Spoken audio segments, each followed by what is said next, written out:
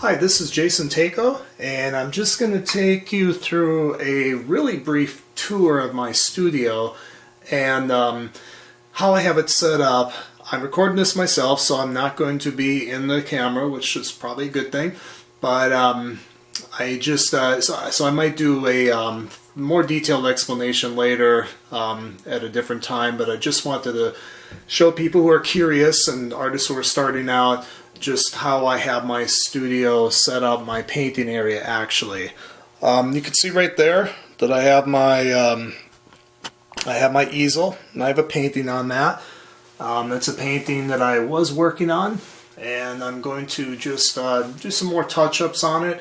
I always reserve the right to, as long as I have a painting and I own it, if I want to make some changes to it, I reserve that right. Once it sells, then I'm done. So whether it's a good thing or bad thing, I don't know. Sometimes I think I need somebody to hit me on the head to let me know when I should finish.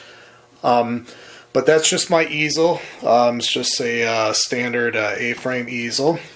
And down here is my palette.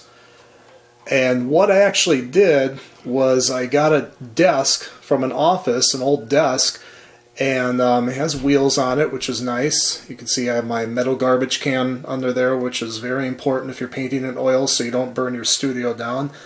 But I got this desk, and I actually put some 2x2s around it. I drilled them down, and you can see that there, those 2x2s. I drilled them down, and then I drilled holes in them to hold my brushes, and you can see that right there.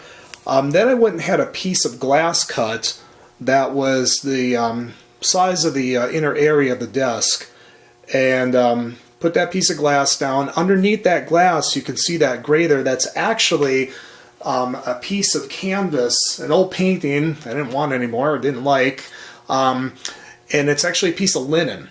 And I paint on linen. Now the linen I paint on is primed, but you know, primer is white. I wanted a nice gray surface, and I actually got this idea from Catherine Statz and watching her paint, and it provides a nice neutral a tone to mix your paints on.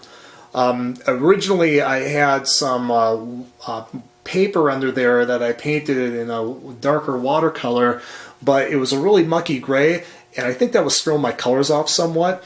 So I'm finding that I'm having a bit more luck with this linen here. And you can see some more of my brushes there that are drilled down, or in those holes that I drilled into the 2x2s.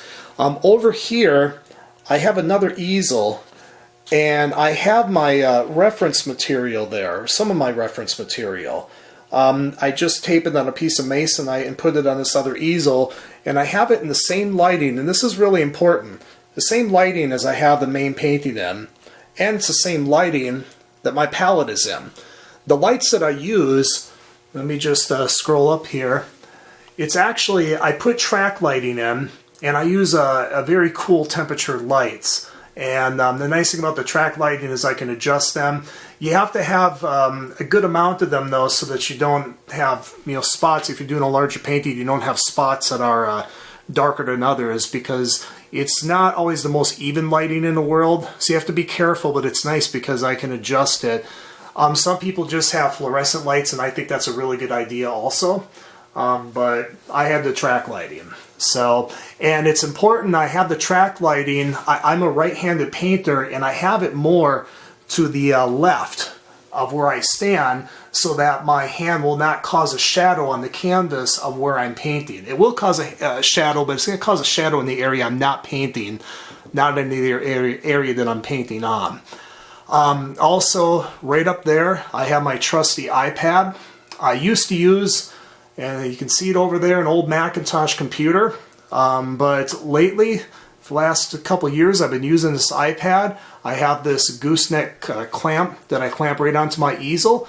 And the iPad's really nice because I can store thousands of photos on it. It's a 64 gig capacity. And I can whip through the photos really fast and bring up numerous different types of reference material as I'm working on a painting. And then I also have my little inspiration table. I will keep other field studies that I have done that I might not refer to as often as the ones I have on the other easel, but I do refer to these. I also keep books, you know, of other artists' work that inspire me.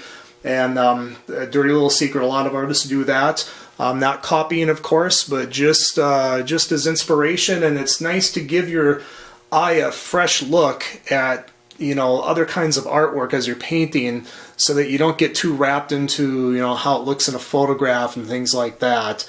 So that's my inspiration table. And one more thing is the canes. I'm not sure if you noticed those canes that I have there. What those are is I actually hook those onto the back of a painting when I need to steady my hand, which isn't very often. It's usually when I'm only doing wildlife. You'll notice that the way this desk is positioned, I have to stand, you know, a good almost 3 feet back from my painting to work on it. That's nice because it helps keep me more loose. I don't get so tight and everything. If I am doing wildlife, I have to lean into it, and sometimes I'll even have to move my palette aside so that I can work on, you know, like an eye or something like that, especially in a smaller painting.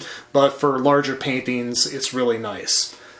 So I hope that helps, and I'm going to be working on this painting and recording that, and I will post that at a later date. Thank you very much. And if you want to see more of my work and learn more about my workshops, it's www.jasontako.com. That's Tako. Thank you very much. Bye.